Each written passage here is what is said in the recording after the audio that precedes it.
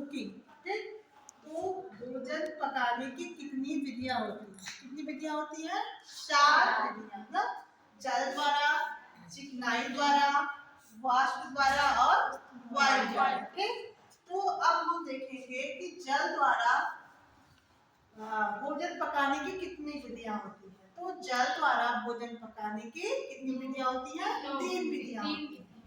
ठीक, पहला होता है उबालना, जिसको क्या कहते हैं इंग्लिश में? बॉइलिंग। दूसरा होता है खदकाना, जिसको क्या कहते हैं? सिमरिंग। और तीसरा होता है धीमी आग पर पकाना। अब उबालने के बारे में देखो। उबालना, जैसे आप क्या करेंगी, आपका जो आप उबालती है तो आपका जो फूड आइटम रहता है वो क्या रहेगा, वो नीचे रहेगा और पानी की मात्रा बहुत ज्यादा ऊपर रहेगी। जैसे कि आप एग बॉयल करती हैं, आलू बॉयल करती हैं, ठीक है, और जैसे आप चावल उबाल के छन्नी से छानती है ना, ऐसी भी विधि है, तो ये उबालने के अंतर्गत आएगा। ठीक, और इसका टेम्परेचर कितना रहेगा उबालने का? 212 फ़ारेनहाइट और सेंटीग्रेड में 100 सेंटीग्रेड। ठीक, और अब दूसरा है खदकाना। खदकाना को क्या बोलते हैं? सिमरिंग। ठीक, आप जैसे कोई रसेदार सब्जी बनाते हैं ना, जैसे आलू गोभी का रसेदार बनाई, आलू परवल बनाई, तो आप क्या करती हैं? आप उसको क्या करती हैं? आप उसमें पानी डालती हैं, मतलब एक सीमा में, मतलब जितनी आपको उसकी आवश्यकता हो कि आपकी सब्जी अच्छे से पक जाए और उसमें रसा भी रहे। ठीक, तो वो होता है खदकाना। ठीक, और इसको क्या करते हैं कि उसका टेम्परेचर होता है 118 से 210 और से 210 फ़ारेनहाइट और टेम्परेचर है 95 सेंटीग्रेड। ठीक, तो हो गया खदकाना। जैसे बुलबुला जब आता है तो आपकी रसेदार सब्जी बनाती है तो बुलबुला आके फट जाता है। ठीक, तो वो होता है खदकाना। फिर क्या है? धीमी आग पर पकाना, मतलब इसको क्या कहते हैं इंग्लिश में?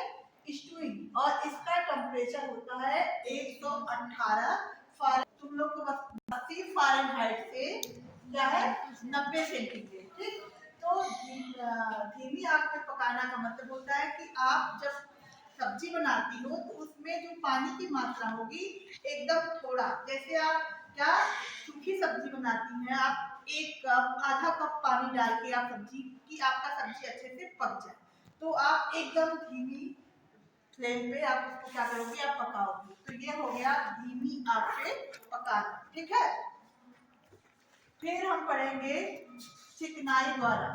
ठीक है, चिकनाई द्वारा भी हम कितने भागों में बांटते हैं? 3 विधियां ना, 3 विधि द्वारा वर्गीकृत करते हैं। पहला है उथली विधि।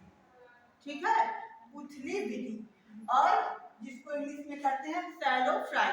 जैसे आप पराठा बनाते हैं, ठीक है, आप चीला बनाती है ना, तवे पे थोड़ा सा तेल गिरा के पूरे तवे पे क्या करते हैं, तेल को स्प्रेड कर देते हैं, फिर आप चिल्ला, डोसा ये सब बनाती हैं। ठीक, और पराठा को भी क्या करते हैं, थोड़ा सा तेल पराठा पे स्प्रेड करते हैं। तो ये विधि होता है उथली विधि। ठीक, और गहरी विधि। गहरी विधि का मतलब होता है कि जैसे कि आप समोसा फ्राई करती हैं, पकौड़ा, ब्रेड पकौड़ा ना, कि आपका जो तेल की अमाउंट रहता है, मात्राएं जो होती है, वो क्या रहता है, ज्यादा रहता है, आपका फूड आइटम तेल में डूबा रहता है। वो विधि क्या होती है? गहरी विधि। ठीक, अगला है शुष्क विधि। शुष्क विधि का मतलब होता है कि आप उसमें तेल का यूज करेंगे नहीं, बहुत ही रेयर। मतलब जैसे आपको मूंगफली भूनना है, ठीक है, उसके अंदर खुद का तेल होता है। ठीक है, जैसे आप काजू को रोस्ट कर रहे हैं, ठीक है, तो आप ये होता है शुष्क विधि। या तो एकदम 1-2 स्पून डालो, या तो न भी डालो, तो आप आराम से उसको भून सकती हैं, क्योंकि उसमें क्या होता है, उसके अंदर खुद ही तेल पाया जाता है। ठीक है, तो ये होता है शुष्क विधि। ठीक, अब अगला हम बताते हैं वायु द्वारा। वायु द्वारा हम भोजन को दो भागों में पकाते हैं। पहला है भुनना, ठीक है। भुनना, भुनना को हम दो तीन तरीके से भूनते हैं, डायरेक्ट रोस्टिंग और इनडायरेक्ट रोस्टिंग और पेन रोस्टिंग, ठीक है। डायरेक्ट रोस्टिंग मतलब प्रत्यक्ष भुनना, ठीक है, कि आप सीधे आग के संपर्क में भूनते हैं। और इनडायरेक्ट रोस्टिंग, इनडायरेक्ट मतलब अप्रत्यक्ष। आप जैसे इनडायरेक्ट में आप क्या करते हैं, जैसे आप कोई जैसे आप इनडायरेक्ट में जैसे आप रोटी करती है ना, रोटी पहले तवे पे रखेंगी, उसके बाद फिर आप उसको सीधे फ्लेम में रखेंगी, ठीक। फिर पेन रोस्टिंग, पेन रोस्टिंग में जैसे आप मूंगफली भूनती है ना, ये हो गया पेन रोस्टिंग। उसके बाद भट्ठी या तंदूर में पकाना, इसको भी हम तीन विधियों से देखते हैं।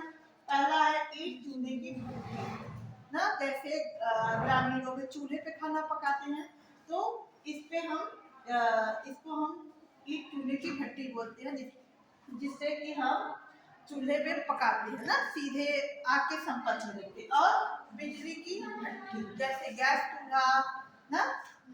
और ग्रिलिंग, ग्रिलिंग का मतलब क्या होता है, जैसे आप आग के सीधे संपर्क में आप एक लोहे का तार लेंगी और उस तार में क्या करेंगी, आप मीट के टुकड़े को फंसाएंगी और आग के सीधे संपर्क में आप उसको रखेंगी और आपका जो आइटम रहेगा अच्छे से पक जाएगा, वो होता है ग्रिलिंग। और लास्ट है वाष्प द्वारा प्रक्रिया, जिसको हम दो भागों में देखते हैं।